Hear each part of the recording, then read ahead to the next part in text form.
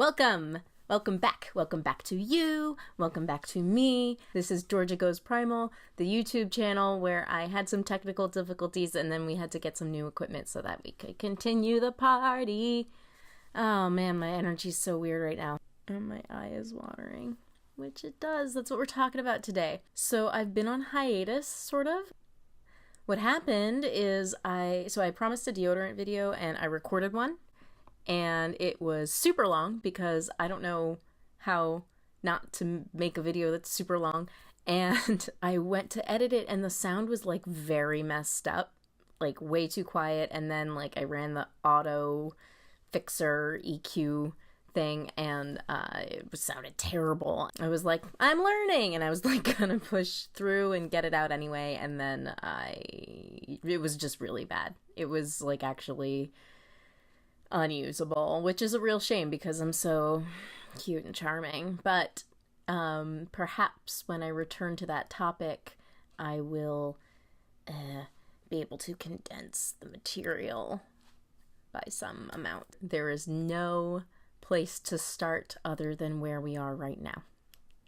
I'm excited to be back in the spirit of discovering brevity on this channel. I have conceived a series, which is, I think, the series is like the project, and the series is called Stuff I Want to Replace, and it's gonna be different things in my life that I will be on the hunt specifically for. So this is the first edition of this new Stuff I Want to Replace series, and let's get started.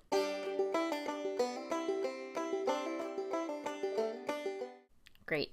The first product I'm introducing here is my current mascara that I use. It is the Clump Crusher by Lash Blast Covergirl Mascara. This one is brown. The things I like about it are that it is easy for me as like a not particularly good at it mascara user to get a sort of nice full fan of lashes. It is effective at preventing clumps, which is like my main problem. And it also doesn't flake onto my face. The formula stays flexible even after it's dried down so that it doesn't smudge or whatever. I also like that it's cheap. It's $10.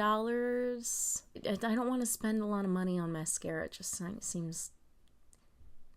I don't want to spend a lot of money on anything. Some things I do want to spend a lot of money on. Food, meals. Its Skin Deep score, and this was not great to learn, is a 5.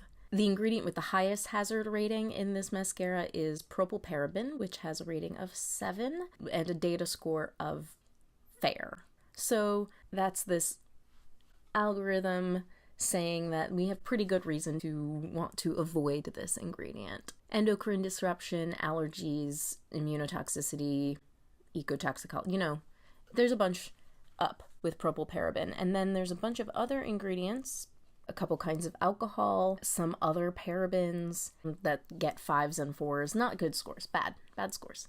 So there's a bunch of parabens in this thing, including propylparaben, which the data, again, is fair.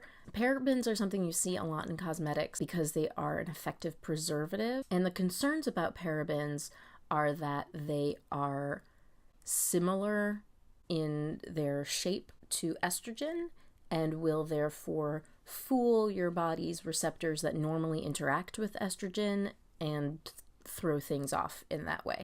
I don't know. It's definitely super trendy to advertise products as being paraben free. I think the general consumer discomfort about parabens has motivated some formula changes. Not for this. This is still full of them.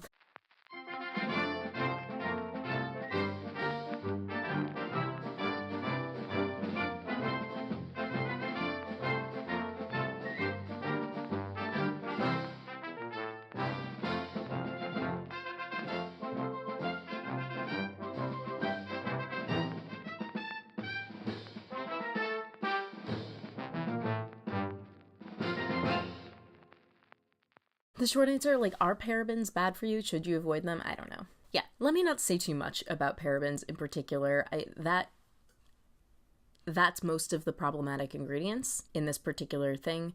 Propylparaben being the main one, and like that one does have solid support that makes me want to avoid it. However, I don't know for certain that the whole family of parabens is bad for you, but I also feel like, I don't know, let me just not, right? Like that's my attitude, is like, what if I just didn't worry about that because I don't have them? The answer to that question, I am now thinking of it, and it is that parabens are preservatives, and without preservatives, your mascara will go bad and give you an eye infection.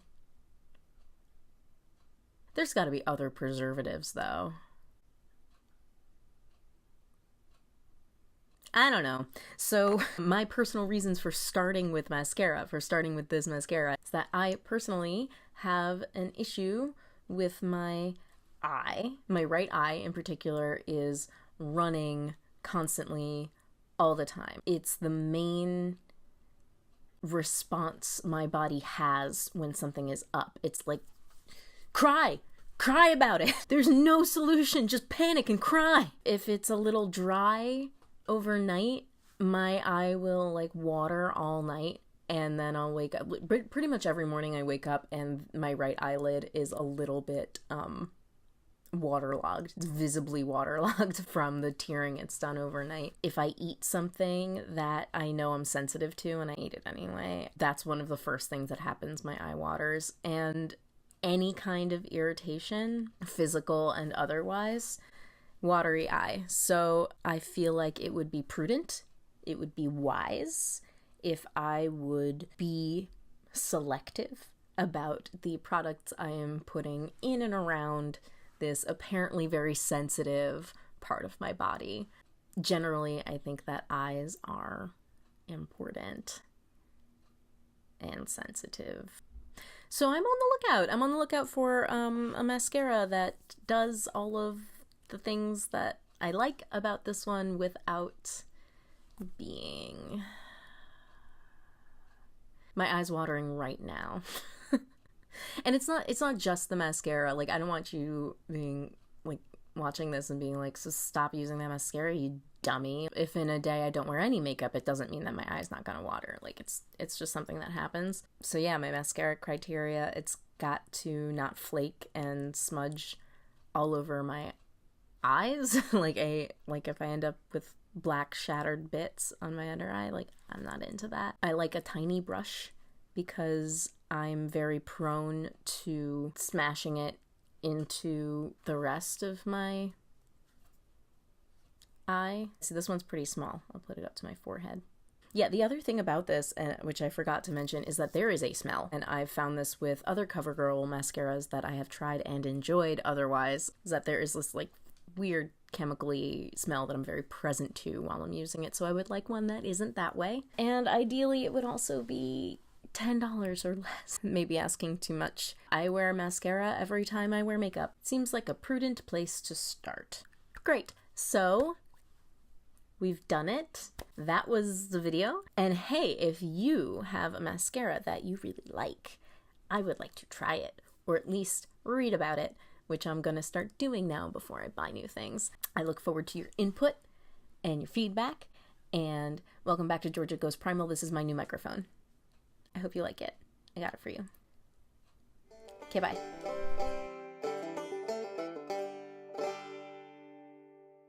I had to make an investment in the cheapest available external microphone. I am still filming on a potato, so you can see I get bluer when I block some of the light and warmer when I move it away. Whatever. We all start where we are.